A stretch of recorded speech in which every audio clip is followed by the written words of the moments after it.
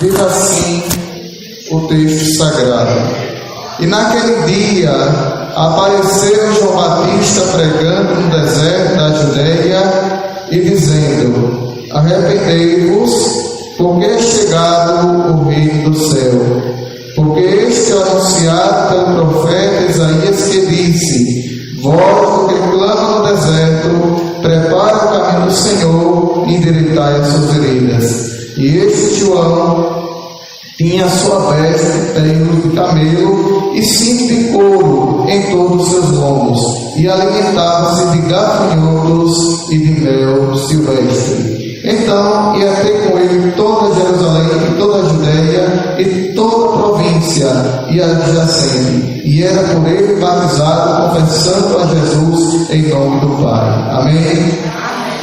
Graças a Deus.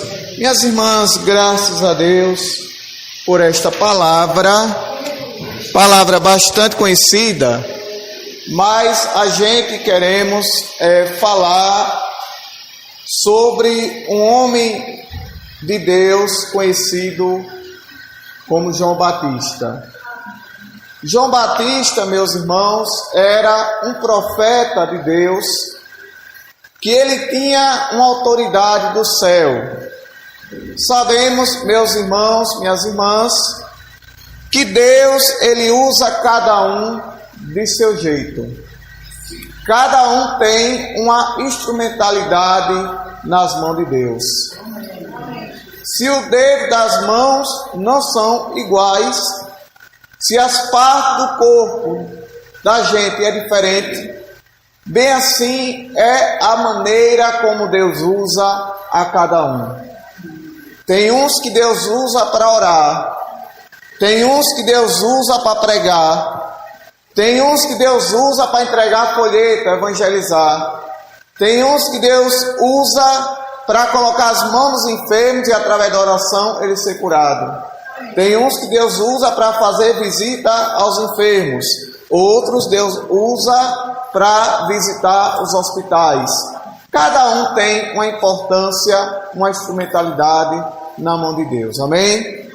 Mas a Bíblia diz que João Batista, ele era usado por Deus de uma maneira diferente. A mensagem, meus irmãos, que João Batista dava, era aquela mensagem dura, era aquela mensagem, na nossa linguagem, falando pesada, mas era a mensagem que o povo daquela época precisava receber. Porque nós sabemos, irmãos, que dentro da palavra de Deus, Deus ele tem mensagem para nos dar. E muitas das vezes Deus ele fala com a gente de uma forma dura, e a gente muitas das vezes não entende porque Deus está falando com a gente assim. Mas quando Deus está falando com a gente assim, meus irmãos, não é para o nosso mal. Deus ele está falando com a gente para o nosso bem. Deus ele está falando com a gente para a gente melhorar e mudar para a glória de Deus. Porque esta palavra, ela tem palavra de conserto. Esta palavra, ela tem palavra de renovo. Esta palavra, ela tem palavra de exortação. Esta palavra, ela tem palavra de ensino. Esta palavra, ela tem palavra de cura, de libertação. E esta palavra não é a palavra do homem, não é a palavra da mulher e nem tampouco a palavra do ser humano, mas é a palavra de Deus. E quem segue de acordo com a palavra de Deus só tem a receber o melhor para a sua vida. Tem vezes, meus amados irmãos, que Deus fala comigo, e muitas das vezes Deus está falando comigo e eu estou querendo jogar a responsabilidade para outra pessoa, mas Deus está falando comigo, Deus está me corrigindo, Deus está me exortando, Deus quer que eu mude. E muitas das vezes Deus fala comigo daquela maneira e eu jogo aquela palavra que Deus está falando comigo para outra pessoa. Mas nós sabemos, irmão, que se Deus falou com você, é com você. Se Deus tratou com você, é com você. O que Deus tem com você, é com você. E a gente, meus irmãos, não pode jogar responsabilidade para outra pessoa. Deus, Ele está tratando com você. Deus, Ele está falando com você. E é com você que Ele está falando. Então receba essa palavra em nome de Jesus, porque Deus não quer ver a sua queda. Deus quer ver você de pé e servindo a Ele com alegria. É com você essa palavra. Então receba em nome de Jesus. E muitas das vezes, irmã, aquela palavra que Deus fala com a gente é uma palavra meio dura, mas é uma palavra para o seu bem. Muitas das vezes é uma palavra meio pesada, mas é uma palavra para o seu bem. Muitas vezes é uma palavra forte, mas é uma palavra forte e abençoada para o teu bem, porque Deus quer ver você de pé, firme e alegre servindo ao Senhor. E o que era, meu irmão, que João Batista pregava para aquele povo? Dizia: arrependa-se. É a palavra que até hoje a gente está pregando. Palavra de arrependimento, palavra de salvação. E a palavra de arrependimento é a palavra de Deus que transforma, é a palavra de Deus que muda, é a palavra de Deus que liberta, prepara o homem e leva para o céu. Essa é a palavra que a gente deve seguir.